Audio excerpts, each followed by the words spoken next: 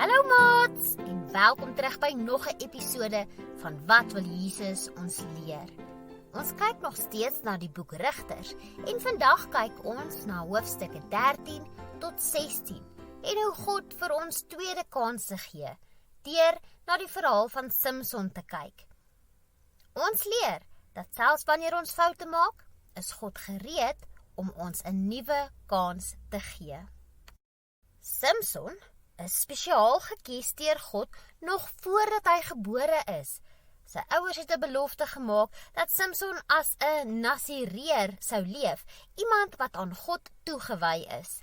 Dit beteken dat hy volgens spesiale reëls moes lewe, soos om nie sy hare te sny nie, geen alkohol te drink nie en om rein te bly.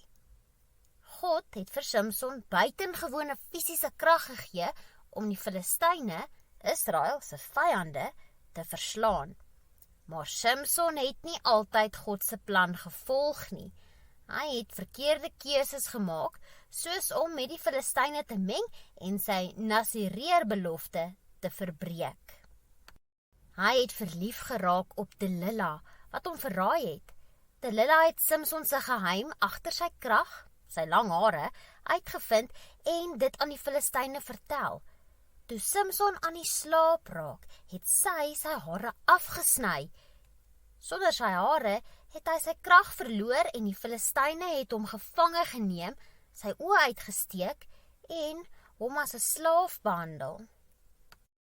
Terwyl Samson in gevangenskap was, het hy tot God gebid en om vergifnis gevra.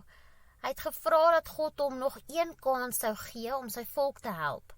Samson se hare het weer begin groei en saam met dit het sy krag teruggekeer.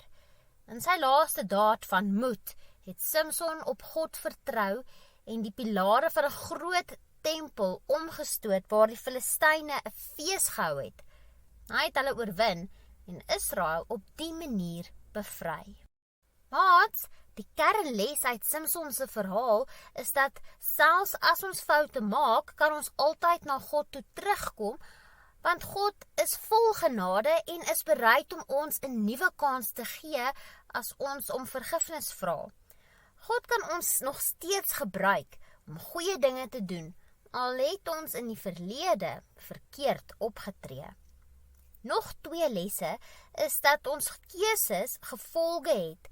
Net soos Samson se verkeerde keuses baie pyn en probleme veroorsaak het. Dit wys hoe belangrik dit is om gehoorsaam teenoor God te wees. En die laaste les is dat God altyd getrou bly.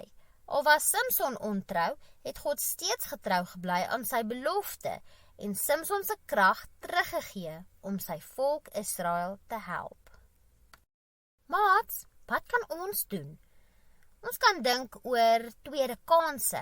Dink aan 'n tyd toe jy 'n fout gemaak het en iemand jou 'n tweede kans gegee het. Hoe het dit gevoel? Ons kan altyd bid vir vergifnis. Ons kan vir God vra om ons te vergewe en vir ons 'n nuwe kans te gee wanneer ons iets verkeerd gedoen het teenoor iemand anders. En laastens kan ons altyd na die positiewe soek. Skryf nou iets neer wat jy kan doen om iemand anders te help, soos wat Samson sy kans gebruik het om sy volk te red. Daar sy maats, een van my gunsteling Bybelverse is Psalm 103 vers 8. Die Here is barmhartig en genadig. Onthou dat God altyd gereed is om ons met liefde en genade te ontvang en te help. Maak nie saak wat ons foute is nie. As ons om vergifnis vra, dan sal hy altyd vir ons nog 'n kans gee. Tot volgende keer. Totsiens!